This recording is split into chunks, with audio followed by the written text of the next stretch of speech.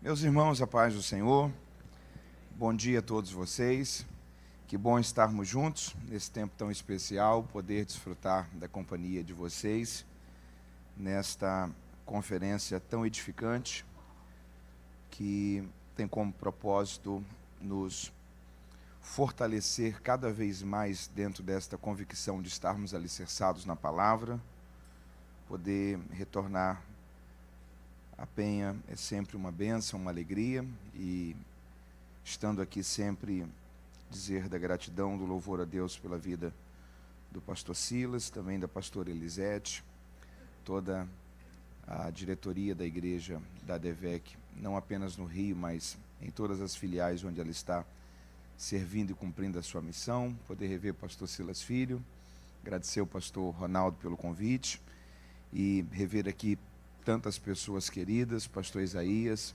rever pastor Josué, pastor Johannes, conhecer o pastor Nassir, rever também a Vanessa e desejar que todo esse tempo seja de uma inspiração muito grande para a gente. Que, de fato, essa convicção de que nós somos mordomos daquilo que Deus nos confiou possa ser vivificado em nosso coração, para que a gente possa servir melhor, gerir melhor e que a nossa vida possa ser uma bênção para todos aqueles que Deus tem nos permitido alcançar. Você está com sua Bíblia aí? Vamos lá? Eu gostaria de ler um texto com você para a mensagem, a reflexão desta manhã, que está no Evangelho de Jesus Cristo, segundo escreveu Mateus, capítulo 25, versículo 14. Mateus, capítulo 25, versículo 14, eu gostaria de ler com você alguns versículos a partir desse texto, trabalhando a ideia de como nós podemos desenvolver mordomia cristã em relação a talentos, a dons, a projetos, àquilo que Deus tem nos confiado como riquezas, como patrimônio espiritual a ser desenvolvido a partir de nós. Mateus capítulo 25, versículo 14, se você encontrou aí, se pode com o sinal, diga amém. Porque será também como um homem que, ausentando-se do seu país, chamou os seus servos e entregou-lhes os seus bens. A um deu 5 talentos, a outro 2 e a outro 1, cada um segundo a sua capacidade, e então partiu.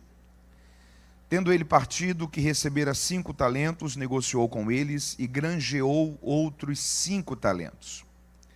Do mesmo modo que recebera 2, granjeou também outros 2.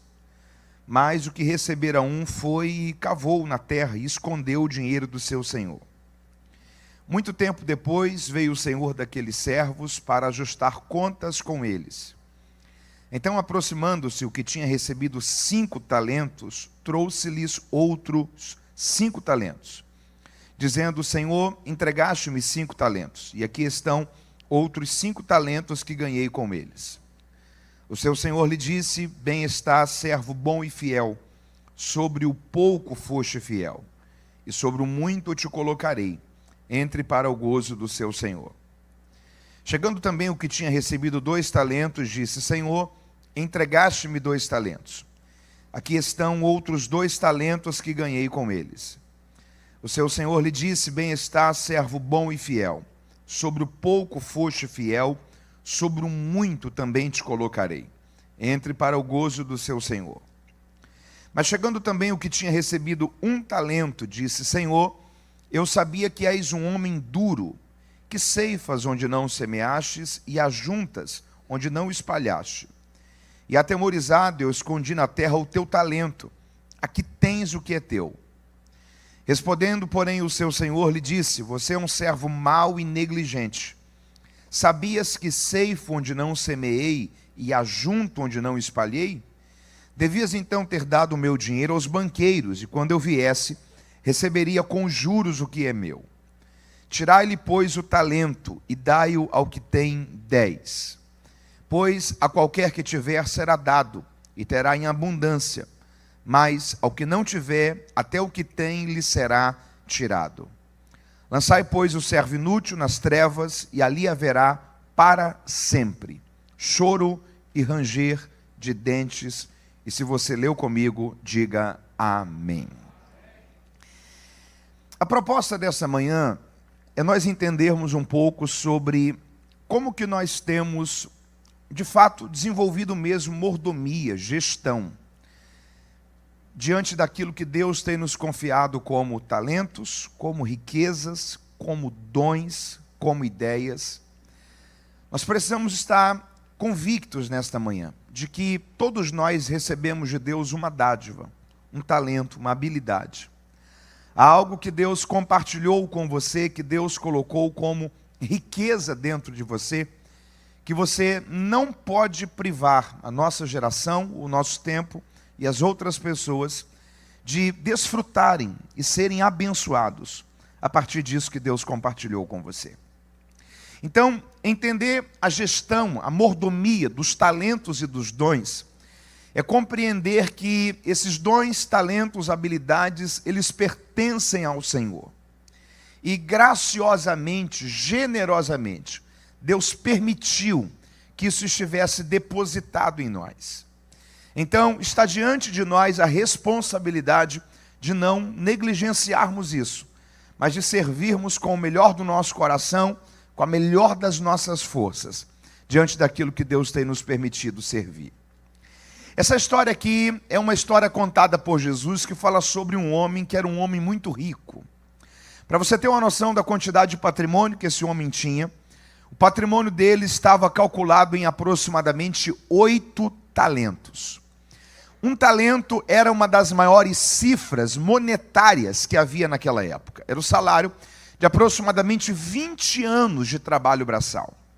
Então imagino que é você trabalhar 20 anos e durante esses 20 anos você não receber nenhum centavo sequer de salário e você receber toda essa importância financeira de uma única vez ao final desses 20 anos e todo esse dinheiro ser a quantia financeira de um talento.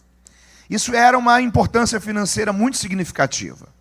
O patrimônio desse homem estava avaliado em aproximadamente 8 talentos. Ou seja, se uma pessoa conseguisse trabalhar e viver para isso 160 anos, de modo ininterrupto, sem gastar um centavo sequer em todo esse tempo, iria conseguir juntar, ter o que esse homem havia conseguido ter como patrimônio. Ele vai fazer uma viagem, e a Bíblia diz que ele vai chamar 3 dos seus servos, e ele vai confiar aos seus servos esses talentos. Para um primeiro servo ele confiou 5 talentos, para um segundo servo ele confiou 2 talentos, e para um terceiro servo a Bíblia diz que ele confiou 1 talento. E o critério de 5, 2 e 1 talentos foi a capacidade que cada um desses servos possuía de administrar, de gerir aquilo que era lhe confiado pelo seu senhor. Ele ausentou-se, ficou um tempo ausente, um tempo fora. Quando ele volta é o momento da prestação de contas. O primeiro servo, a Bíblia diz que quando ele recebeu aqueles 5 talentos, ele foi imediatamente para negociar aquilo ali, para granjear aquilo ali. E ele conseguiu dobrar aquele capital financeiro. De 5 talentos, agora ele chegou a uma soma de 10 talentos. O segundo servo, embora tinha recebido apenas 2 talentos, teve o mesmo êxito, porque também conseguiu duplicar aquilo que o seu senhor havia lhe confiado. Ele tinha agora 4 talentos. Mas a Bíblia diz que o terceiro servo, quando recebeu o talento que lhe foi confiado, ele simplesmente abriu um buraco e enterrou aquele talento. O sentimento de, se eu perco isso daqui, como que eu vou ressarcir isso daqui ao meu Senhor? Então ele literalmente ativou o modo automático da vida, o modo de segurança, se privou de correr riscos, de arriscar, de ter coragem para viver realidades novas que ele ainda não tinha experimentado em sua vida. Simplesmente ele se contentou com aquilo que era muito pouco, mediante aquilo que o Senhor havia lhe confiado. E ele enterrou aquele talento, com o sentimento de, quando o Senhor voltar, eu devolvo isso daqui ao Senhor, não vou dever nada mais a Ele, está tudo bem resolvido, está tudo bem concluído. Chegou o momento da prestação de contas. O primeiro servo trouxe 10 talentos ao Senhor. O Senhor olhou para ele e falou assim: você foi um servo bom e fiel. E porque você foi fiel sobre o pouco, sobre o muito eu te colocarei. Entre para o gozo do seu Senhor. Isso fala sobre a eternidade com Deus. Chega o segundo servo e diz assim: Senhor, o Senhor me confiou 2 talentos. Eu estou lhe trazendo 4 talentos. Eu granjeei mais 2 talentos com eles. O seu senhor lhe disse: você também foi um servo bom e fiel. E do mesmo modo que eu recompensei o primeiro servo, vou recompensar também a você. Entre para o gozo do seu senhor. Mas de repente chega o terceiro servo, talvez um pouco constrangido, mas devolve aquele talento ao senhor e diz assim: ó, eu sabia que o senhor era um homem duro demais, severo, que ajunta onde não espalhou, que colhe onde não semeou, e atemorizado eu escondi na terra o teu talento, aqui tens o que é teu, ou seja, não lhe devo mais nada, minha responsabilidade está concluída, eu não tenho mais nenhuma incumbência diante disso daqui. Para esse terceiro servo aqui, que foi um mau mordomo, um mau gestor dos talentos do seu senhor, o senhor olhou para ele e falou: você foi um servo mau e negligente. Porque se você tivesse pelo menos deixado isso daqui com os banqueiros, você teria pelo menos a rentabilidade, os juros daquilo que era do seu senhor. A gente está falando de um tempo de 2 milênios atrás, mas meio que a mentalidade bancária já era a que nós temos como princípio até hoje nos nossos dias. Imagina, por exemplo, que você tem um dinheiro guardado lá na sua casa e você quer aplicar isso, chega no banco segunda-feira, fala com o seu gerente o seguinte: ó, eu quero aplicar esse dinheiro aqui. E o gerente fala assim: ó, nós temos aqui uma opção que você pode aplicar, pode retirar a hora que você quiser, vai te render 1,5 por mês, você fala assim: fechado. Aí você deixa o dinheiro ali. Só que de tarde vem um empresário querendo que o banco empreste a ele a mesma quantia financeira que você deixou aplicado no banco para receber 1,5. Aí ele pergunta para o gerente: o banco pode me emprestar esse dinheiro? O gerente fala: claro, mas quanto que eu vou pagar de juros? Ele fala assim: 8%. Então, para você que deixou lá, a rentabilidade sua é 1,5%. Para quem precisou pegar do banco, a rentabilidade foi 8%. É mais ou menos a mesma lógica. O que Jesus estava dizendo era: se você tivesse deixado pelo menos esse dinheiro com os banqueiros, você não teria depreciado aquilo que é o patrimônio do seu Senhor. Se você tivesse talvez entendido que alguém poderia servir junto com você, que alguém poderia desenvolver mordomia junto com você, você teria expandido aquilo que de tão precioso o Senhor confiou nas suas mãos, o Senhor depositou no seu coração, o Senhor gerou como dom, como talento na sua vida. Mas você teve medo, você preferiu ativar o modo automático, você não quis correr riscos, você quis manter aquilo que você pensava que já estava bom. Deixa eu falar uma coisa para você nessa manhã: cuidado para você não estar deixando de viver os melhores dias da sua vida por causa de medo.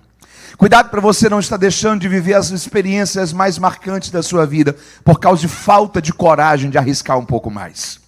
Cuidado de você talvez não estar perdendo a oportunidade de multiplicar talentos, riquezas, dons, potencial que Deus derramou em você por causa do medo de: e se isso daqui der errado? Deus quer encorajar você nesta manhã, para você entender que se Ele te confiou dons, talentos, habilidades, é porque também Ele te deu capacidade para gerir isso, para multiplicar isso, e o nome do Senhor será glorificado através da sua vida. Como você está devolvendo esse talento aqui? A palavra que eu tenho para você é que você foi um servo mau e negligente. Você não será levado ao lugar de gozo e alegria do seu Senhor, mas você será lançado no lugar de choro e ranger de dentes. E isso fala sobre a eternidade sem Deus. Você me entendeu até aqui? Diga amém. Talvez a primeira impressão que a gente tem dessa história é que o Senhor foi generoso com o primeiro e o segundo servo, mas foi um pouco cruel com o terceiro servo. Até porque aquele servo não roubou o talento do seu senhor. Ele guardou e devolveu. Não multiplicou como os outros.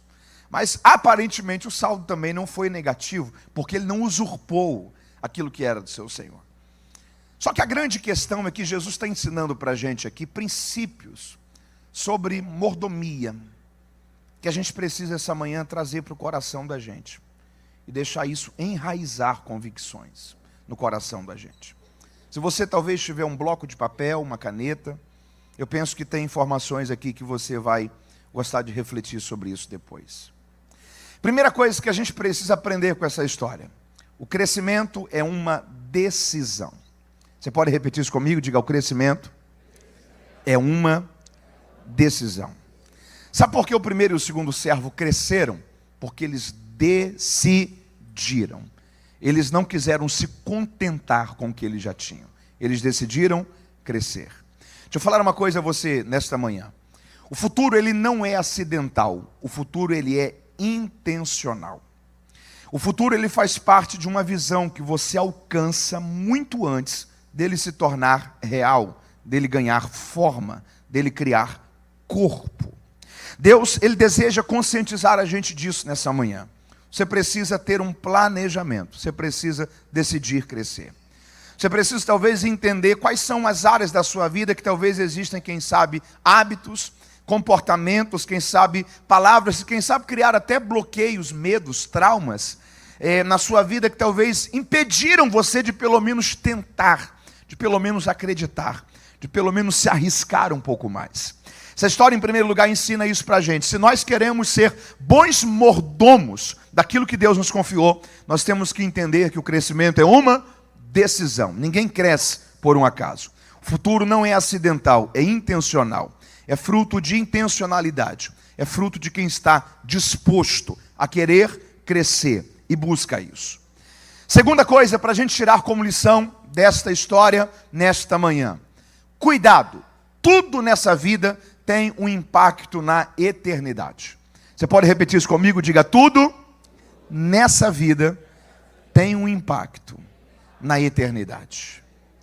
Aqueles dois servos, eles talvez não tinham noção de que a eternidade deles com o Senhor estava sendo definida ao ponto que eles estavam administrando como bons mordomos aquilo que o Senhor confiou a ele. Talvez a gente não tenha noção, a gente pensa que é apenas servir, que é apenas cumprir o ministério, que é apenas utilizar as riquezas, os dons, as habilidades que Deus te confiou para que você possa contribuir com pessoas. Mas deixa eu dizer uma coisa para você, ao ponto que você serve, você está definindo também a questão da eternidade. Porque tudo nessa vida tem um impacto na eternidade. A ideia de eternidade para a gente é algo muito abstrato, concorda comigo? Se você perguntar para alguém o que é eternidade, a pessoa vai talvez dar um desenho, vai talvez construir uma ideia, desenhar uma projeção de pensamento. Uma das melhores definições que eu já ouvi sobre o que é eternidade, na verdade é um conceito filosófico, mas que faz muito sentido. Se você pegar um pássaro, quantos pássaros? Uma vez por ano, ok? Um pássaro, uma vez por ano. E autorizá-lo apenas uma vez por ano a sair do céu e vir à terra e pegar um grão de terra. No ano seguinte ele volta novamente à terra e pega mais um grão de terra. No outro ano ele retorna e pega de novo apenas mais um grão de terra. Fazendo isso todos os anos, pegando um grão de terra por ano. O dia que ele pegar o último grão de terra do planeta Terra, se inicia uma eternidade. A Bíblia usa a expressão de eternidade em eternidade. É como se houvessem ciclos. A eternidade é um tempo sem fim. É um tempo que é para sempre. O Senhor quer conscientizar o nosso coração nesta manhã. Nós temos que ser bons mordomos daquilo que Ele nos confiou. Porque a forma como a gente lida com aquilo que Deus nos confiou está definindo onde nós iremos passar a eternidade. A negligência na mordomia fez aquele terceiro servo ir para um lugar de choro e de ranger de dentes. A eternidade sem Deus. Mas a excelência na mordomia, a excelência no servir, fez os dois primeiros servos irem para o lugar da eternidade com Deus. Bill Hybels tem uma frase que eu acho ela muito legal, muito curiosa, que diz o seguinte: a eternidade ela honra a Deus e inspira as pessoas. A excelência ela honra a Deus e inspira as pessoas. Você pode repetir isso comigo? Diga: excelência honra a Deus e inspira as pessoas. Quando você é excelente naquilo que você faz, além de Deus estar sendo honrado e glorificado por isso, você também está inspirando outras pessoas. Você também está deixando um modelo para mais alguém. Sua vida também está se transformando em uma fonte de inspiração, para que outra pessoa sirva com o mesmo zelo, com a mesma dedicação, com o mesmo empenho, com o mesmo comprometimento. Deus deseja gerar esta convicção a cada dia em nós, que essa convicção de servir com excelência trará um impacto acerca da eternidade. Você entendeu isso? Diga amém. Terceira lição. O primeiro servo recebeu quantos talentos? 5. Segundo, 2. Terceiro, tem alguém que não recebeu nenhum? Não. Guarde uma coisa com você. Não há ninguém que Deus não tenha dado pelo menos um talento. Não há ninguém que Deus não tenha confiado pelo menos uma habilidade, um dom, para que você possa servir com isso na obra de Deus. A questão é que às vezes a gente ainda não se encontrou, ok? Tem um pensamento muito legal que diz o seguinte: se você for julgar a importância de um peixe pela capacidade dele de voar, você vai dizer que ele é um fracasso. Se você for julgar a importância de um pássaro pela capacidade dele de nadar, você vai dizer que ele é um fracasso. Porque você precisa se encontrar e você precisa entender onde é que você se encaixa. Bill Johnson diz que o dia que você descobrir quem você é, você nunca mais vai querer ser outra pessoa. O dia que você descobrir e entender a riqueza daquilo que Deus confiou em você, você vai entender como que Deus cumpriu todo o plano dele para a sua história. Os dons e talentos que Deus habilitou em você, eles estão debaixo de um propósito, de uma missão, porque não há ninguém que Deus não tenha confiado pelo menos um talento. Agora, se a gente não se encontra, isso é um problema, ok? Deixa eu dar um exemplo para você. Imagina uma caixa de som dessa daqui. Ela deve ter, no mínimo, um cabeamento, que cada cabo deve ter pelo menos 3 ou 4 metros de comprimento, ok? Um cabo de 4 metros de comprimento tem algumas utilidades? Sim. Se você precisa amarrar, por exemplo, 2 objetos, você consegue amarrar com um cabo desse? Consegue. Se você precisar puxar um outro objeto não tão pesado, você consegue puxar com um cabo desse, se for preciso? Consegue. Mas ele foi feito para isso? Não. Existe uma coisa nele chamada potencial. E o potencial dele você só consegue usufruir se ele estiver conectado ao local que ele foi criado para estar. Aí ele potencializa o som, aí ele amplifica a voz. Deixa eu falar uma coisa aqui para você. Às vezes está sendo útil em alguma coisa, pode estar te tirando daquilo que você nasceu para fazer. Às vezes está funcionando em alguma área, pode estar criando em você uma frustração de, eu sei que é útil isso daqui, mas eu sei que o potencial que Deus configurou é para muito mais. Só que enquanto a gente não encontra o nosso lugar, parece que não se encaixa. Parece que as medidas não são completadas. Deixa eu falar uma coisa para você. Tem um talento de Deus em você. E você precisa entender aonde é que ele se encaixa. Porque o dia que você descobrir quem você é, você nunca mais vai querer ser outra pessoa. O dia que você encontra o sentido daquilo que é o plano de Deus para a história da sua vida, você consegue ser livre de um sentimento chamado de comparação. Você pode repetir isso comigo? Diga comparação. Jesus tinha 12 discípulos. Quantos? Pelo menos aquele grupo principal ali, ok? Um dos principais discípulos em proeminência, em relevância, foi quem? Pedro. Pedro era irmão de André. Você lembra como que Pedro conheceu Jesus? André era discípulo de João Batista. Chegou para ele e falou assim: Pedro, eu ouvi um camarada pregando que você tem que conhecer ele. A gente vai sair da igreja do João Batista, a gente vai para a igreja do Jesus. Sabe quem conectou Pedro com Jesus? André. Aí quando os 12 estão formados, sabe quem é o grupo principal? Pedro, Tiago e João. Cadê o André?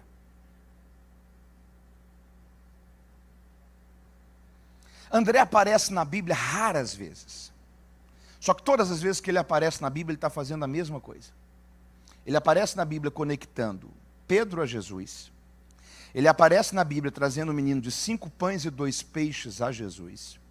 E no final do ministério de Jesus, ele aparece na Bíblia trazendo alguns gregos que vieram procurar Jesus para irem encontrar-se com o Mestre.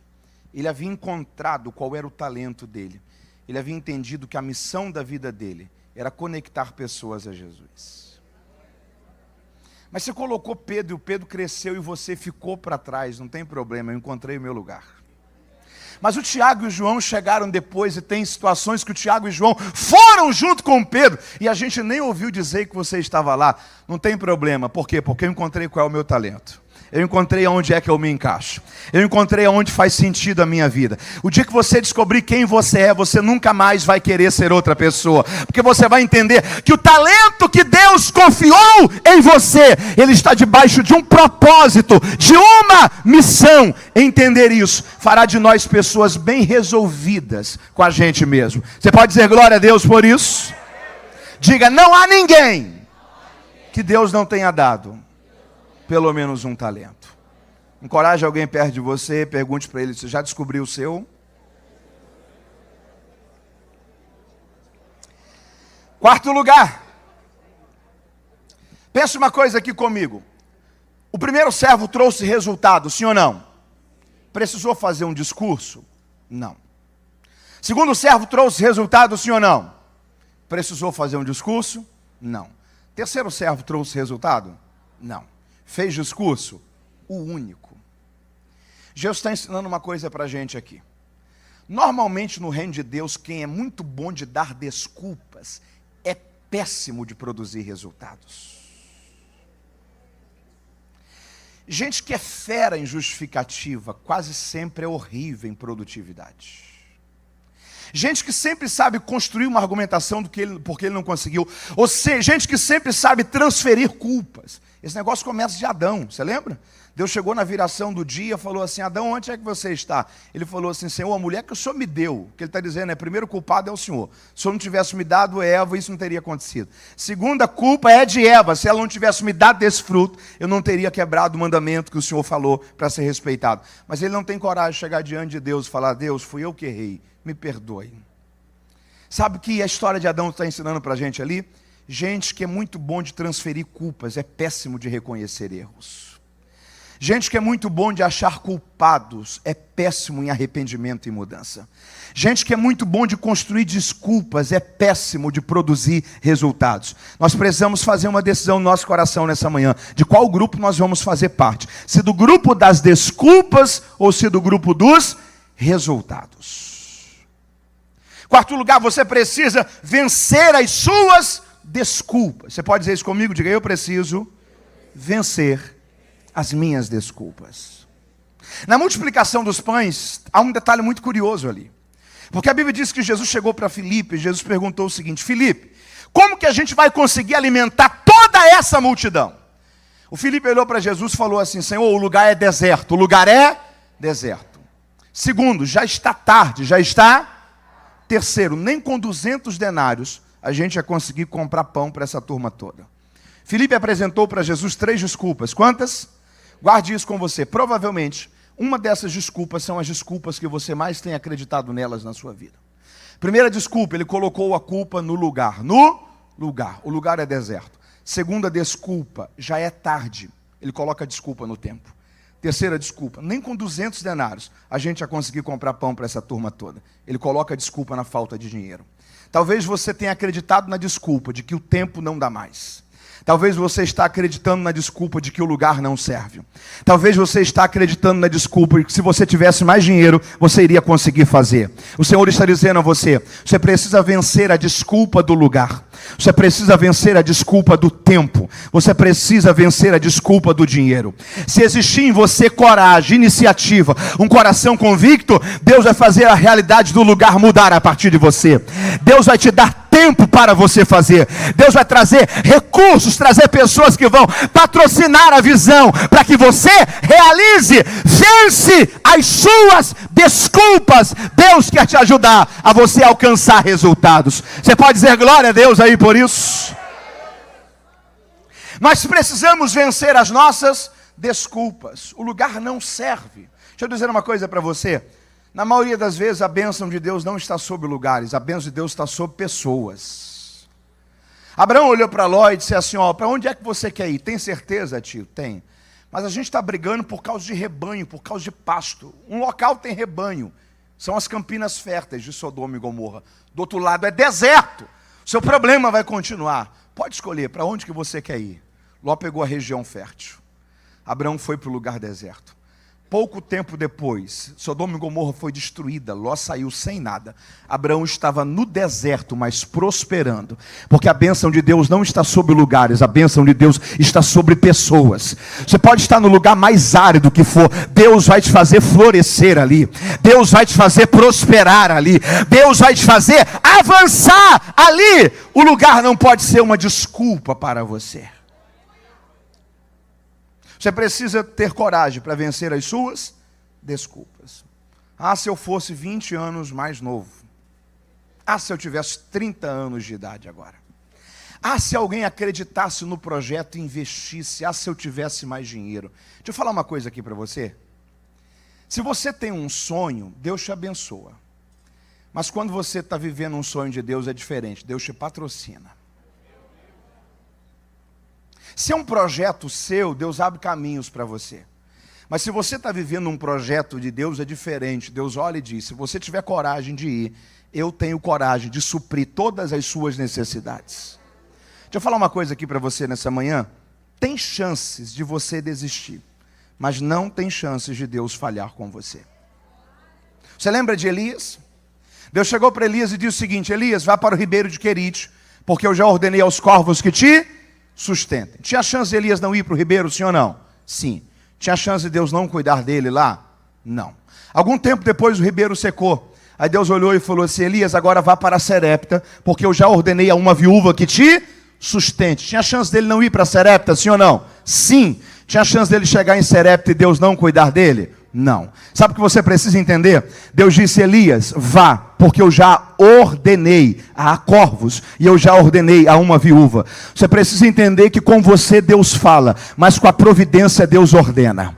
É um nível de comunicação diferente de Deus, porque tem chances de você desistir, mas não tem chances de Deus falhar com você. Se você vencer as suas desculpas, Deus vai à sua frente, Deus vai prover recursos, Deus vai trazer socorro, e o plano dele vai se cumprir sobre a história da sua vida. Você pode celebrar a Deus por isso. Você não pode deixar que as suas desculpas paralisem você. Quem quer viver uma mordomia cristã saudável, precisa estar disposto a vencer as suas desculpas. Quinto lugar. Se você pode, repita comigo. O tempo foi o mesmo. Já parou para pensar nisso daqui? O mesmo tempo que um servo pegou 5 e devolveu 10, foi o mesmo tempo que um servo pegou 1 e não devolveu nada de produtividade. O problema estava no tempo? Rob Thompson tem uma frase muito útil dentro disso daqui. Rob Thompson diz o seguinte, tanto a pessoas excelentes como a pessoas medíocres, para ambos Deus confiou 24 horas por dia. O que os transformaram em excelentes e medíocres foi justamente o que eles fizeram com essas 24 horas. Porque o tempo é o mesmo. O tempo é o tempo está passando. Tem gente que está desenvolvendo. Tem gente que está estagnado. Tem gente que entendeu que o crescimento é uma decisão e está se planejando para isso. Tem gente que se contentou com a realidade que chegou. O problema está no tempo, porque o tempo é o mesmo. Tem uma lógica curiosa que Jesus está construindo aqui. Pensa uma coisa comigo. Imagina que eu tenho um carro de 50 mil reais. Qual o valor? Faz essa conta comigo. E eu vou precisar fazer uma viagem, eu peço para você guardar esse carro para mim, e eu fico 2 anos fora. 2 anos depois, quando eu voltar, o que eu vou esperar que você faça? Me devolva o meu carro. Eu vou reclamar com você que quando eu deixei ele com você, ele valia 50 mil, agora ele está valendo só 42? Não, porque eu te deixei o quê? Um carro. Eu vou ter a expectativa de que você pegue esse carro, venda, pegue esses 50 mil, aplique esse dinheiro, dobre esse capital financeiro, e quando eu voltar, você compra para mim 2 carros de 50 mil, e me devolva 2 carros de 50 mil? Não, porque eu te deixei um carro. Se você vende esse carro, pega e torra essa grana, aí sim eu fico bravo com você. Mas se você guardou esse carro para mim, não tem nem como te agradecer. O servo que fez isso, foi mau e negligente.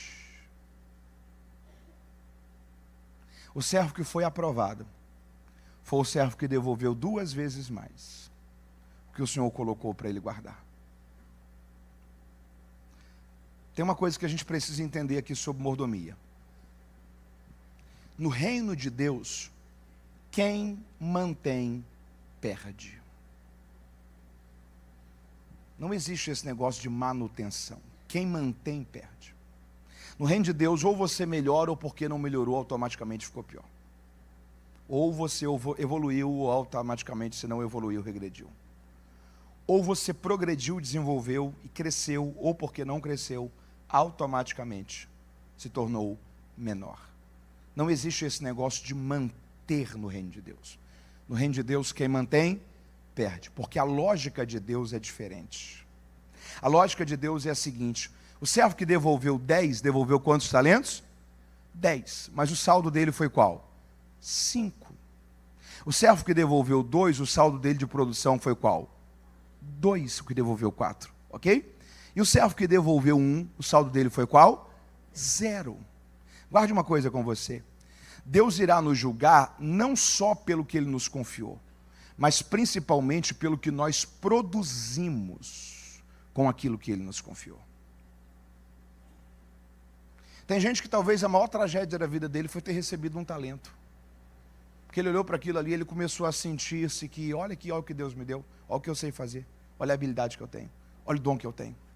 E ele não entendeu que o propósito do talento não é eu ter o sentimento de que olha o talento que eu tenho, porque ele não é meu, é do Senhor. Mas eu olhar para ele e dizer, Deus poderia ter confiado isso aqui a tanta gente, por que confiou isso aqui a mim? Ah, eu vou usar isso daqui de uma forma boa. Ah, eu vou desenvolver isso daqui para que isso daqui progrida, melhore, desenvolva. Deixa eu falar uma coisa aqui para você. Quantos aqui têm convicção de que pelo menos um talento você tem? Baixa a mão. Quem aqui queria ter talentos que você não tem, mas você vê pessoas que têm ele e você fala, ah, se eu tivesse essa habilidade. Quem lida com esse sentimento? Faz assim. Posso falar uma coisa para você? Sabe aonde é que está o talento que você ainda não descobriu que tem? Na decisão de desenvolver e usar aquele que você já sabe que possui. Na mente desse servo ele só tem 5. O Senhor está olhando para ele e está dizendo, não, você tem 10. É que você só vai descobrir talentos que você nem sabe que tem, a hora que você começar a usar aqueles que você já sabe que possui. É por isso que talentos está ligado a servir, porque só cresce quem serve, só desenvolve quem serve. A lógica que Jesus construiu é a seguinte: servo bom e fiel é apenas o servo que multiplica. O servo bom e fiel não é o servo que mantém. O servo bom e fiel é o servo que desenvolve. Você precisa entender que os talentos que Deus te deu não é um fim, mas é um começo. Não é o seu teto, mas é o seu piso. É para que a partir disso você desenvolva e descubra talentos que você talvez nunca imaginou que poderiam estar guardados aí dentro de você.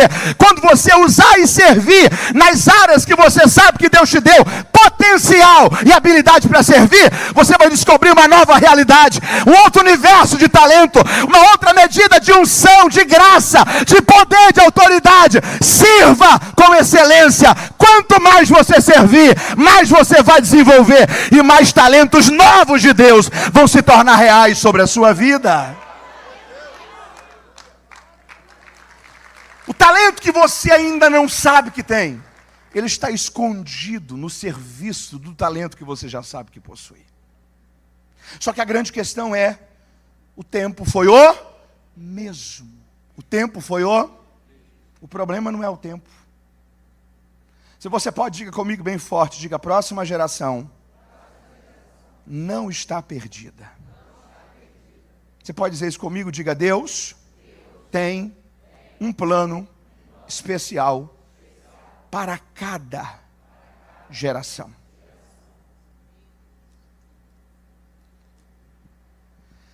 A questão é como que a gente está também desenvolvendo mordomia do tempo, ok? Deixa eu fazer uma pergunta para você aqui. Quem já ouviu aquele texto de Eclesiastes 3 ser lido na seguinte linguagem: há um tempo para tudo. Há um tempo para... Quem já ouviu desse jeito, levante sua mão aí. Aquele texto não diz isso. O que Salomão diz é o seguinte: há um tempo para todo propósito debaixo do sol. Deixa eu falar uma coisa para você. Não vai dar tempo para tudo que você queria fazer. Mas se você priorizar o que é propósito, vai dar tempo. A vida passa rápido demais para você fazer tudo que um dia você colocou no papel e disse assim: o meu sonho de vida é realizar tudo isso daqui. Você ia precisar viver 500 anos. Não vai dar tempo para tudo. Mas se você tiver clareza sobre aquilo que é propósito, aí o tempo consegue se encaixar. Porque o que a palavra de Deus garante para a gente é que é um tempo para todo propósito debaixo do sol. A loucura da vida começa quando a gente tenta fazer tudo e negligencia aquilo que é propósito. O termo do hebraico aqui para propósito, ele dá uma definição curiosa para a gente sobre o que é propósito. Porque propósito na mente da gente é desígnio, ok? Propósito na vida da gente é missão, ok? Sabe qual é o significado do hebraico aqui, daquilo que Salomão coloca como propósito? No hebraico o significado daquela palavra ali é deleite. Você pode repetir isso comigo? Diga deleite. Deixa eu falar uma coisa com você. Propósito é deleite. Ok? Como saber se algo é propósito de Deus para a minha vida ou não? Aquilo que é propósito te traz alegria. Aquilo que é propósito te traz prazer. Aquilo que é propósito é agradável para você realizar. Aquilo que é propósito faz você se encaixar e ser útil. Aquilo que é propósito traz para você senso de realização. Aquilo que é propósito traz para você cumprimento de missão. Porque propósito é deleite. Duvide de algo que pode estar matando você, parecendo que é propósito. Duvide de algo que pode estar te tirando do plano de Deus para a sua vida, parecendo que é propósito. Porque o que de fato é propósito traz o quê? Deleite. Propósito é zona de convergência, de sentido da vida. Repita comigo mais uma vez essa frase. Diga: a próxima geração não está perdida. Estou falando sobre tempo. Estou falando sobre... Deixa eu ler uma frase aqui para você. Está comigo aí? Diga amém. A nossa juventude adora o luxo. A nossa juventude adora o... É mal educada, despreza as autoridades, não tem o menor respeito pelos mais velhos. Os nossos filhos hoje são verdadeiros tiranos. Eles não se levantam quando uma pessoa idosa entra, respondem mal aos seus pais e são simplesmente maus. Quem acha que essa frase aqui é atual? Levante sua mão, hein? Essa frase foi escrita em 450 a.C., durante a vida de Sócrates. Segunda frase: não tenho mais esperança alguma no futuro dos jovens de hoje, porque essa juventude é insuportável, desenfreada e simplesmente horrível. Essa é uma frase de Hesíodo, um historiador, em 720 a.C. Terceira: o nosso mundo atingiu o seu ponto crítico, os filhos não ouvem mais os seus pais, e isso é um caminho para o fim. Essa frase foi encontrada nos escritos de um sacerdote judaico do primeiro século da era cristã. Quarta frase: essa juventude está estragada até o fundo do coração. Os jovens são maus e preguiçosos. E eles nunca serão como a juventude de antigamente. A juventude de hoje não será capaz de manter o amanhã. Essa é uma frase encontrada em um vaso de argila na Babilônia, datada de 4.000 anos atrás. Deixa eu falar uma coisa aqui para você. Não é o mundo que piorou, você que piorou. O mundo sempre foi mau. Nossas lentes de olhar o mundo que pioraram. Quando você tinha 15 anos, 20 anos, você tinha uma pureza que você não tem mais hoje. Você achava que todo mundo era bom. Você achava que todo mundo era puro. Você achava que todo mundo era bem intencionado. Você não tinha sofrido as decepções que sofreu. Não tinham sido abertas em você as feridas que foram causadas. Você não tinha lidado com as frustrações que a vida acabou reservando em algum momento da caminhada. Não é que o mundo piorou. A nossa lente de enxergar o mundo que ficou um pouco mais amarga. Mas o mundo sempre foi mau. E há 4.000 anos atrás, tem gente dizendo: a próxima geração será pior do que a geração de hoje. não é que as gerações pioram, elas sempre são ruins. Chesterton tem uma frase muito legal, ele diz o seguinte: toda geração será salva por causa de um pequeno bocado de homens que decidiram não ser atuais. Gente que pegou a contramão. Gente que disse, isso daí pode ser lógica para vocês, não para mim. É o que Paulo fala em Romanos capítulo 12, quando ele diz, não vos conformeis, não vos... Tem uma água dentro desse copo, sim ou não? Essa água aqui tem uma forma? Não. Se ela tivesse numa taça, ela estaria na forma do quê? Uma taça. Se ela tivesse em uma jarra, ela estaria na forma do quê? De uma jarra, mas ela está em um copo. Então ela está na forma de um copo, porque ela se conforma. Ok?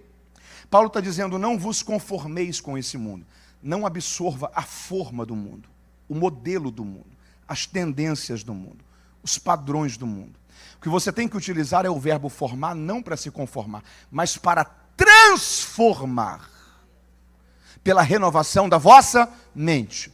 Se o modelo que eu uso não é o desse mundo, qual é a forma que eu uso então? É o que Jesus orou no Pai Nosso, quando ele disse, seja feita a sua vontade aqui na terra, do mesmo jeito que ela é feita no céu. O que Jesus estava dizendo era, Pai, use a forma do céu para construir a cultura da terra.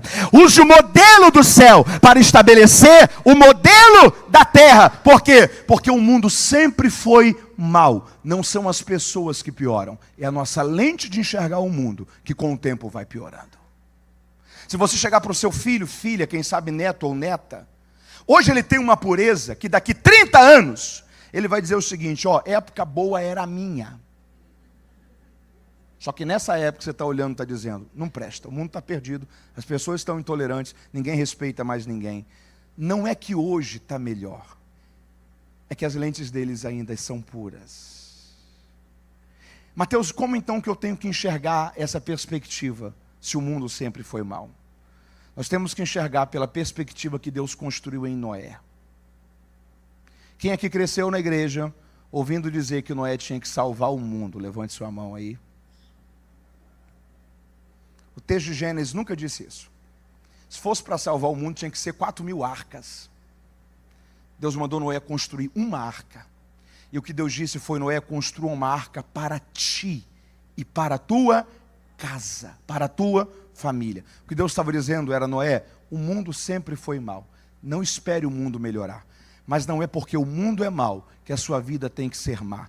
Construa um mundo melhor em meio a esse mundo que hoje já é mal. Construa uma arca para você, para que dentro dessa arca ainda seja agradável viver. Não é porque o índice de divórcios está aumentando que você tem que pensar que isso será algo geral. A sua casa ainda pode ser um lugar de paz.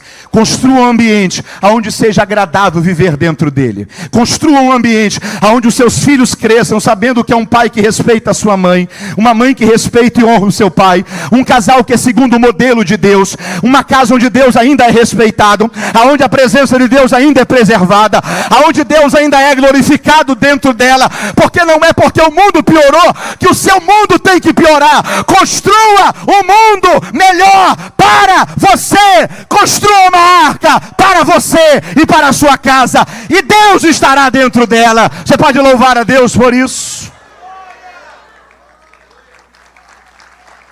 O tempo foi mau sempre. Não espere a vida das pessoas melhorarem para a sua vida melhorar. O mundo sempre foi mau. O mundo sempre foi mau. Você precisa priorizar o que é propósito. Há 4.000 anos estão dizendo que a próxima geração será pior. Só que toda geração será salva por causa de um pequeno bocado de homens que decidiram não ser atuais. A sua casa será uma reserva de um lugar onde vai construir um mundo melhor. É aquela lógica de que o mundo que nós deixaremos para os nossos filhos será consequência dos filhos que nós deixaremos para esse mundo. Deus quer usar a sua casa como modelo de uma família, onde o reino de Deus será manifestado através da vida da sua casa, dos seus filhos. Construa uma arca para você. Último ponto, você está comigo aí? Diga amém. Em último lugar, a gente precisa entender que a vida é uma questão de oportunidades. Você pode repetir isso comigo? Diga, a vida é uma questão de oportunidades.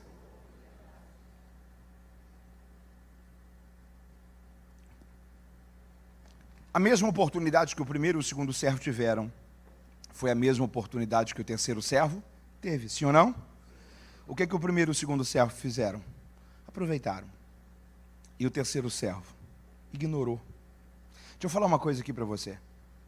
Não se iluda. Pouquíssimas pessoas têm 5 talentos. Pouquíssimas pessoas têm 2 talentos. A grande maioria de nós somos pessoas de um talento só. E sabe quem é que enterra talentos? Quem só tem um. O camarada que tem 5 talentos, ele está bem resolvido. Se ele não funcionou numa área, ele funciona em outra. Ele se encontra. É que a gente pensa às vezes que a gente é bom em muita coisa.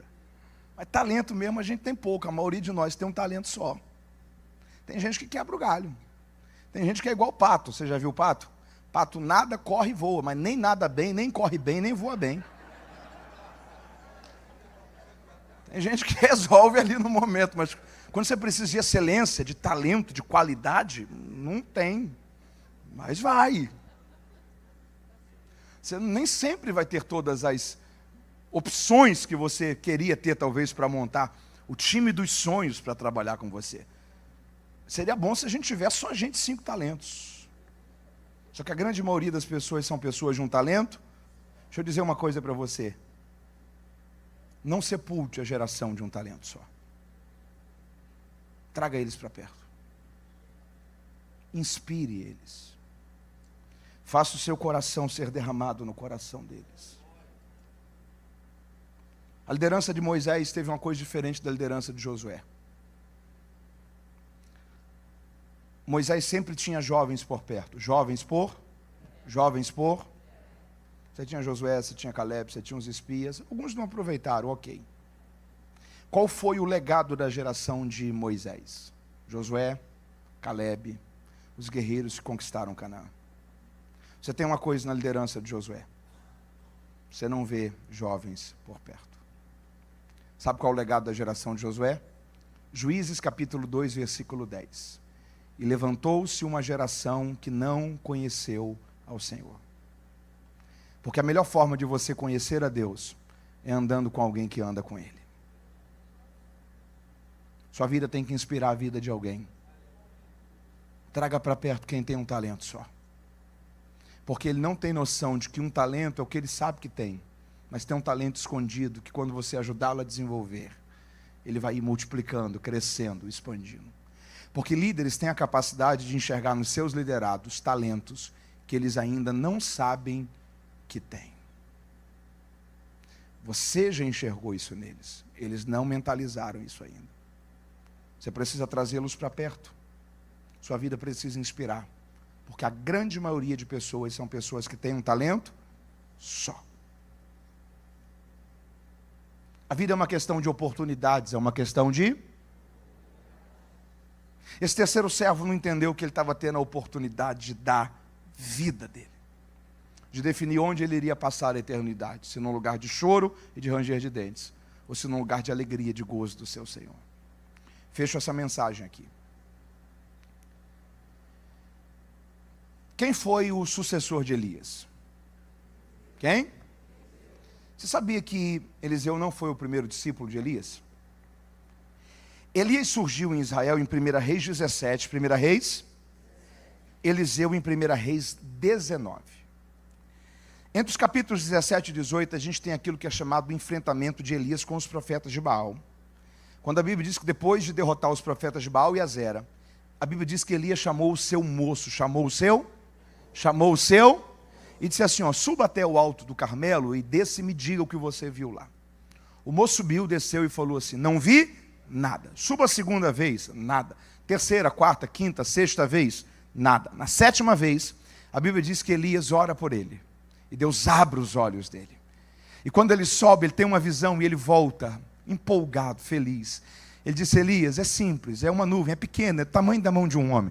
Mas depois de 3 anos e meio sem chover em Israel, é sinal de que Deus está perto de fazer voltar a chover novamente sobre toda a nossa nação. Elias vai para Samaria. Quando ele chega em Samaria, Jezabel quer matar Elias, ele foge. Aí a Bíblia diz: passando Elias por Berseba, deixou ali o seu moço. Deixou ali o seu? Deixou ali o seu? E ali ele ficou. Elias segue, vai a Horebe. Ele tem aquela manifestação de Deus de trovões, terremoto. Deus fala por meio da brisa. Deus dá algumas missões a Elias. E a última é: vai e unge Eliseu, filho de Safate, como profeta no seu lugar. A tradição judaica ensina que Elias conviveu 10 anos com Eliseu. 10 anos Eliseu aprendendo sobre lealdade, sobre submissão, sobre servir, sobre comprometimento, sobre dedicação. Um dia, Elias olha para Eliseu e diz assim: fique aqui, porque Deus me mandou ir até Betel. Eliseu disse: não, se você for até Betel, eu vou também com você. Quando eles chegam em Betel, Elias diz: fique aqui, Deus está me enviando a Jericó. Eliseu disse: tão certo como vive o Senhor, eu não te deixarei, nem te desampararei. Se você for até Jericó, eu vou junto com você. Quando eles chegam em Jericó, Elias diz: fique aqui porque eu preciso ir até o Jordão. Eu tenho a impressão que Eliseu falou: eu abandonar quem Deus colocou como liderança e autoridade sobre a minha vida? Não vou. Se você for até o Jordão, eu vou junto com você. Quando eles chegam no Jordão, Elias pega a sua capa e bate sobre o Jordão para, eles atravessam. Do outro lado do Jordão, Elias olha para Eliseu e fala assim: você está sabendo que eu estou perto de ser tomado de ti? Estou. Pede-me o que você quiser. O que você? Olha essa condicional. Se você me ver, se você me... na hora que eu for tomado de ti, você receberá. O que Eliseu respondeu? Eu quero a porção dobrada do teu espírito. Na mente da gente, isso aqui tem um tom até um pouco místico. Só que isso aqui é cultura judaica. Na cultura judaica, a porção dobrada é a porção do primogênito. Quando o pai ia repartir a herança, o primogênito tinha direito a uma porção dupla da herança mediante seus irmãos. Elias é o líder da escola dos profetas. E todos que participam são chamados dos filhos dos profetas. O que Eliseu está dizendo é: eu sei que você tem muitos filhos, mas eu sei quem eu ocupo dentro do plano de Deus para a próxima geração. Eu quero a porção do primogênito. Eu quero a porção dobrada. A porção, se você me ver. Qual é a condicional? Se você me ver. Não são os anos de lealdade, não é o tempo de trabalho, não é a fidelidade no serviço. Quer receber? Se você me ver. Você lembra qual foi o cenário de Elias ser tomado? 2 Reis capítulo 2, versículo 10. Estavam os dois andando e falando, de repente vieram carros de cavalos de fogo, carros de cavalos, e separaram Elias de Eliseu. Deixa eu fazer uma pergunta para você aqui. Se passasse um carro e um cavalo de fogo aqui agora, 90% de vocês iam continuar olhando para mim ou iam olhar para o carro e o cavalo de fogo? Passam no meio dos dois, um cai para um lado, outro cai para o outro. De repente surge uma ventania, forma um redemoinho, poeira. E Elias sobe ao céu no redemoinho. Sabe qual era a coisa mais fácil de acontecer aqui? Era Eliseu olhar para o lado e dizer: cadê Elias? Espera aí, você está dizendo que Elias foi tomado e você não viu ele ser tomado? Mas o que foi que aconteceu? Não passou uns negócios aqui parecidos com carros e cavalos de fogo? Deu uma ventania, surgiu um redemoinho. Espera aí, você está dizendo que Elias não foi visto por você quando foi tomado? A coisa mais fácil de acontecer aqui era Eliseu não ter visto o momento que Elias foi tomado. Sabe por que Eliseu viu aquele momento? Porque ele não se distraiu. Deixa eu dizer uma coisa aqui para você. Ministério é para quem não se distrai. Obra de Deus é para quem não se distrai. Futuro é para quem não se distrai. O escritor da carta aos Hebreus, ele fala assim: ó, cuidado, nós estamos rodeados de uma tão grande nuvem de testemunha. Aí ele fala: cuidado com os embaraços desta vida e com o pecado, que tão de perto nos rodeia. Diga comigo: pecado e embaraço. Ele estava dizendo: cuidado, tem coisa que até não é pecado, mas te embaraça. Tem coisa que até não é pecado, mas te distrai. Tem coisa que até não é pecado, mas divide o seu coração. Tem coisa que até não é pecado, mas rouba o foco. fraco. Quando Elias olhou para Eliseu e disse assim, eu preciso ir até Betel, fique aqui, nunca mais Elias iria voltar. O que Eliseu está dizendo, em outras palavras, é o seguinte: você fez a mesma coisa com o moço há 10 anos atrás, e ele nunca mais te encontrou. Eu não tenho culpa de quem não aproveitou as oportunidades da vida. Se você for até Betel, eu vou junto com você. Se você for até Jericó, eu vou junto com você. Se você for até o Jordão, eu vou junto com você. Eu entendi que a vida é uma questão de oportunidades. Se desenvolvendo a mordomia cristã, você quer crescer, você precisa estar atento às oportunidades. A vida sempre vai ter áreas em todo lugar que serão deficientes, que vão precisar que pessoas supram a deficiência daquele lugar com a sua dedicação, com a sua sensibilidade, com o seu serviço. Sempre. Andar a primeira milha é a sua obrigação. A segunda milha é a sua oportunidade. Fazer o que é o seu dever é o que qualquer um no seu lugar faria.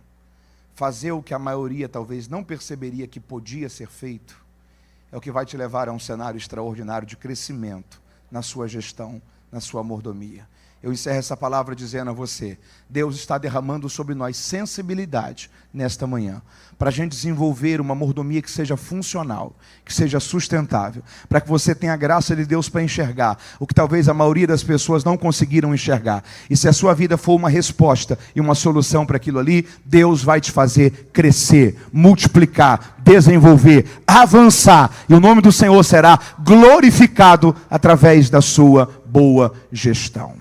Isso faz sentido para você? Coloque sua mão no seu coração.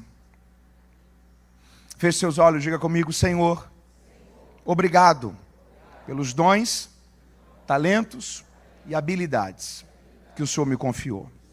Diga: Deus, me ajude a entendê-los, a descobrir como que eu posso ser útil, a encontrar o meu lugar, a encontrar a minha utilidade.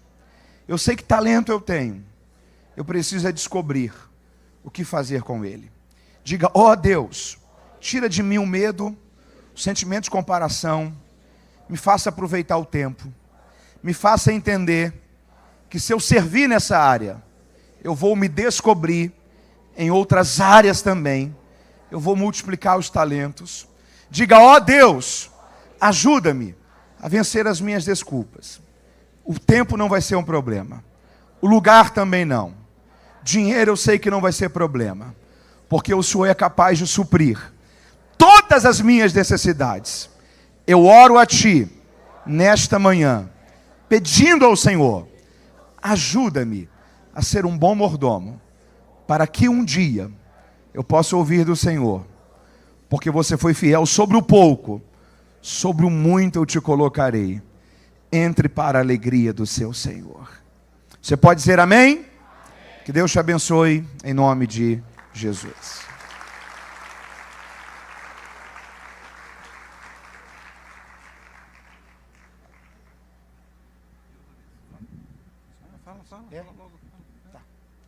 Você tem mais 2 minutinhos aí? Diga amém.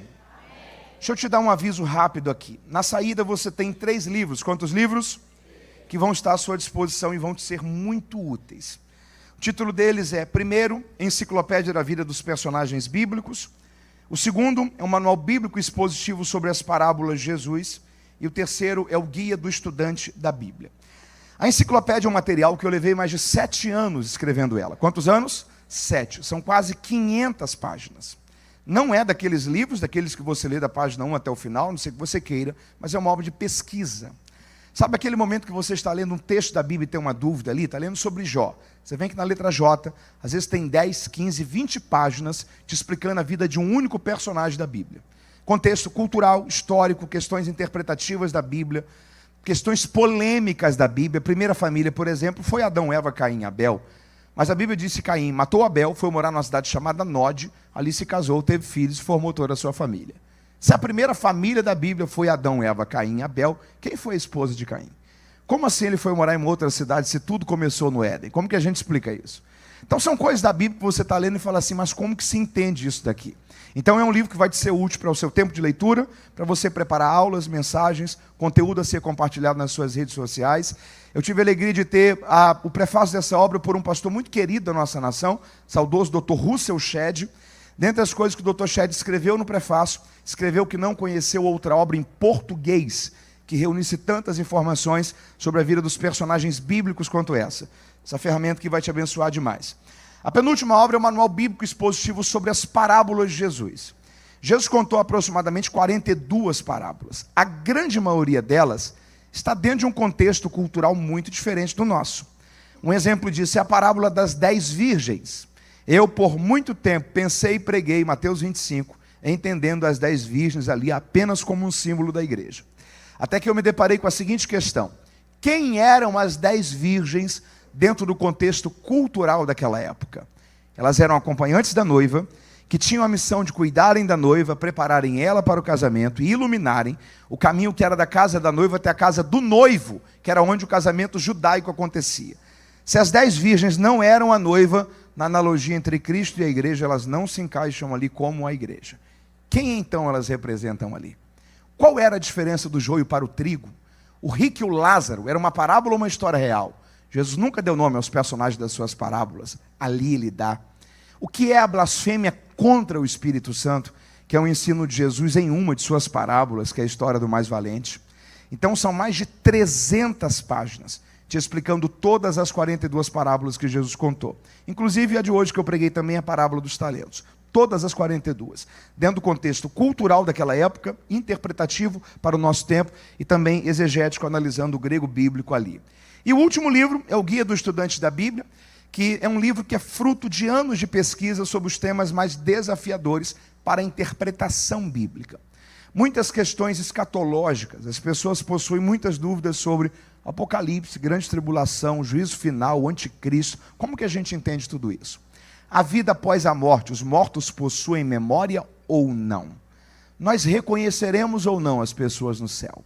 O dilúvio no Antigo Testamento, ele foi local ou universal? Porque a Bíblia diz que as águas de dilúvio encobriram toda a terra. Noé vivia no atual território do Oriente Médio. E tem espécies que elas vivem apenas em uma região. Tem animais que vivem apenas na floresta amazônica, no Polo Norte, no Japão, que é uma ilha. Se o dilúvio for universal, como que o Noé preservou essas espécies que viviam apenas em outros continentes? As pessoas viviam mesmo quase 1000 anos no livro do Gênesis, ou a contagem de anos lá era diferente da contagem de anos do nosso tempo? O livro dos Reis diz que um rei começou a reinar com tal idade. O livro das Crônicas fala que o mesmo rei começou a reinar com uma idade diferente. Um evangelho diz que Jesus curou um cego em Jericó. O outro fala que foram 2. Um evangelho diz que Jesus libertou um endemoniado em Gadara. O outro fala que foram 2. São passagens que você para e se pergunta, como que a gente entende esse texto aqui, se esse outro texto fala isso daqui? São centenas dessas questões, que é você que ama entender e estudar a Bíblia, vão te servir demais. Os livros, você pode adquirir só 1, 2 ou os 3. Os 3 você tem aproximadamente 1000 páginas, são mais de 12 anos de escrita, pesquisa e produção literária. O valor deles, 1 é 50, 2 são 80, os 3 são 120. Você pode parcelar no crédito, se for preciso, sem juros, ou adquirir ainda por débito, Pix ou dinheiro, vai estar a saída ali, passe lá, vai te abençoar, te servir e abençoar a sua família também. Isso, eu vou estar lá também deixando uma dedicatória para você nele. A entrada hoje é gratuita à noite? Convide alguém para hoje à noite, a partir das 5 horas, ligue para um amigo, um parente, alguém que você conhece que ama estudar a Bíblia, traz alguém junto com você, tá bom? Deus te abençoe, um abraço.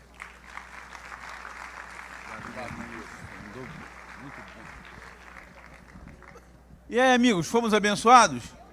Amém, graças a Deus. Estão satisfeitos aí com o cafezinho bom? Então tá bom, então tenho uma boa notícia para vocês. Ainda há café lá, quem quiser tomar um pouquinho mais, tá bom? Vou aproveitar aqui, vou nem almoçar, pode vagar ali. Vou aproveitar e fazer um making off daquela praga do gafanhoto do Egito. Brincadeira, destruindo tudo geral, né? Por favor, brincadeira. Queridos, terminando aqui então essa parte do evento, vou chamar aqui uma pessoa que é uma exceção. Essa pessoa tem 6 talentos, que já tinha 5, ainda recebeu no servo negligente. Pastor Silas, por favor. Você tem 6 talentos aqui. E quando ele falar aqui, vai passar o carro com um cavalo de fogo aí. Presta atenção. Aleluia. Com certeza saímos daqui essa manhã muito abençoados, não é verdade? Graças a Deus. E eu ouvi certa vez o pastor Mateus, o Dr. Miles Monroe falando a respeito de querer ser grande no reino. E fala ali de Mateus capítulo de número 20. Achei isso muito interessante, nunca mais esqueci isso. Quando Maria pede que seus filhos fossem grandes no reino. E aí quando a gente pergunta muitas vezes, quem quer ser grande aqui? Deixa eu ver quem quer ser grande. Tá vendo? A gente fica na dúvida. Tem gente que pensou, mas eu posso ser grande? E aí Jesus explica que o problema não é querer ser grande, mas é a perspectiva do que é ser grande no reino de Deus. E ele explica para Maria ali. É verdade, é bom ser grande, mas o que você precisa entender é que o grande no reino é aquele que serve. E quando a gente tem esse desejo de servir verdadeiramente, nós somos grandes no reino de Deus. Eu creio que aqui essa manhã nós saímos com esse desejo de sermos grandes, mas é grandes para servir, para ajudar, para abençoar e fazer aquilo que Deus nos chamou. Amém? Então vamos agradecer ao Senhor mais uma vez. Se você puder ficar de pé. Senhor, nós queremos te agradecer, louvamos o teu nome, Deus, pelo privilégio que o Senhor nos dá de estar aqui essa manhã e ouvimos essa palavra tão abençoada, esclarecedora, instrutiva. Saímos daqui, ó Deus, alimentados, fortalecidos, instruídos, ó Deus, a podermos servir mais e melhor no teu reino e na tua obra. Ajuda-nos, ó Deus, a nos desvencilharmos de tudo aquilo que não provém de ti, que possamos estar sempre com os nossos fixos em ti, ó Pai, porque o Senhor é o autor e o consumador da nossa fé. Que o Senhor continue abençoando a sua igreja, abençoando a sua obra, nos fazendo crescer, avançar, prosperar, sempre sensíveis, ó Deus, à tua voz, e que possamos cumprir o teu propósito para a nossa geração, e que em tudo o seu nome seja para sempre exaltado e glorificado. Te agradecemos por todas as coisas, no nome de Jesus. Amém. Deus abençoe um dia abençoado. Irmão, só mais um minutinho, eu esqueci de dar um anúncio aqui importante. Primeiro, o pastor Cid Jerônimo também tem os livros dele, que ele anunciou ontem aqui, estão também lá na saída, ele também está lá para autografar, né, daquela dedicatória bonita, tá bom? Obras abençoadas. E eu esqueci, eu vou pedir, pessoal, se tiver o anúncio aí do Geografia da Bíblia, por favor.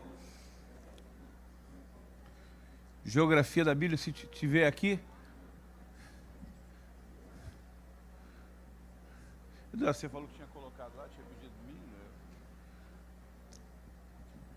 Não sei se... Ah, está aqui. Vem aqui, Eduardo, por favor, só um minutinho só. O pastor Silas falou sobre ser grande no reino. Esse homem aqui não é grande de estatura, mas a produção dele, o que eles têm feito em termos de produzir conteúdo rico, abençoado, inspirador, não é? Profundo, para o reino, é algo assim fantástico. O pastor Eduardo Hoffman, ele é autor da Geografia da Bíblia.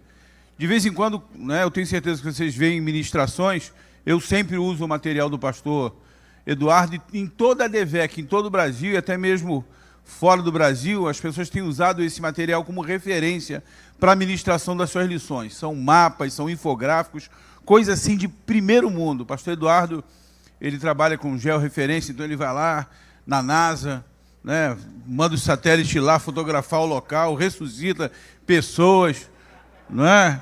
E traz informações relevantes, coisas. Eu até brinco que, às vezes, quando eu vou ministrar uma lição e coloco um infográfico com um mapa do pastor Eduardo, eu brinco dizendo, olha, vocês têm 15 minutos para olhar o mapa aí, eu não vou voltar para explicar mais nada, porque é tanta informação, é tanto conteúdo valioso, que eu acho que vale muito a pena você adquirir, conhecer um pouco mais. Qual o valor, Eduardo? R$ 34,90. Você vai estar mostrando o pessoal, e tem lá um stand também com um videozinho, né? Coisa. Tá bom? Deus abençoe. Fernando, por favor, fala isso aqui que é isso. Os alunos do Cefec estão aqui para a presença. O pessoal do Cefec está aqui para poder dar presença. Tá bom? Deus abençoe vocês. Temos lá um café ainda. E à tarde, às 17 horas, o nosso simpósio da Faculdade Vitória em Cristo. Tá bom? Deus abençoe a todos. Prazer.